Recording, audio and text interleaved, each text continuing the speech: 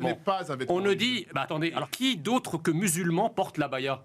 Mais qui d'autre que des musulmans portent des robes longues? Ah bah... Échange tendu entre Ali Soumaré et le polémiste Jean-Wassem Messia sur le plateau de Morandini Live sur CNews. Abaya, abaya et encore abaya. Le gouvernement d'Emmanuel Macron, via son ministre de l'Éducation Gabriel Attal, semble entamer la rentrée des classes en pointant de nouveau du doigt les musulmans de France. En effet, le nouveau ministre de l'Éducation Gabriel Attal a annoncé l'interdiction du port de l'abaya dans tous les établissements scolaires dès la rentrée. Une décision saluée par le polémiste d'extrême droite Jean-Wassem Messia sur le plateau de CNews, dénonçant une forme de prosélytisme islamique des étudiants musulmanes dans les collèges et les lycées de France.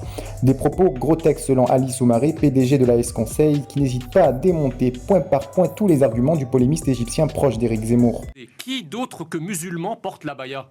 Mais qui d'autre que des musulmans portent des robes longues? Ah bah, mais vous qui êtes d'autre? vous vivez où là? Vous vivez à Casablanca ou à Paris? Oui, peut-être, j'espère un jour vivre à Casablanca. Bah oui, ça me mais c'est pas, dérangerait non, mais c'est pas la question. La question, c'est que les tenues, vestimentaires de l'autre côté de la Méditerranée, c'est pas exactement les tenues vestimentaires françaises. Mais moi, je parle pas de l'autre côté. Moi, je suis sur un débat français. C'est vous qui êtes parti à Casablanca. Non, je vois. Le mot abaya est un mot arabe. C'est même un mot arabe de la tradition wahhabite. Quand une femme va en Arabie Saoudite, elle est contrainte de porter une abaya parce que ce sont les exigences de la police religieuse. Le couscous, c'est quoi? C'est un mot français?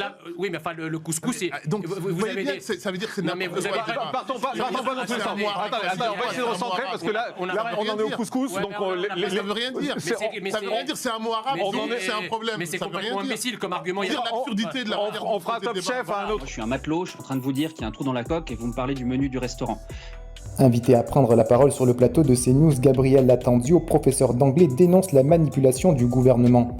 En effet, selon le professeur d'anglais, le gouvernement, en voulant interdire l'abaya à l'école, tente d'étouffer les réels problèmes que traverse l'éducation nationale. En effet, selon Gabriel Latanzio, l'école de la République est dans un état de délabrement, avec notamment un manque cruel de professeurs et une qualité d'enseignement inéquitable entre la capitale et la banlieue parisienne. Moi, je suis un matelot, je suis en train de vous dire qu'il y a un trou dans la coque et vous me parlez du menu du restaurant.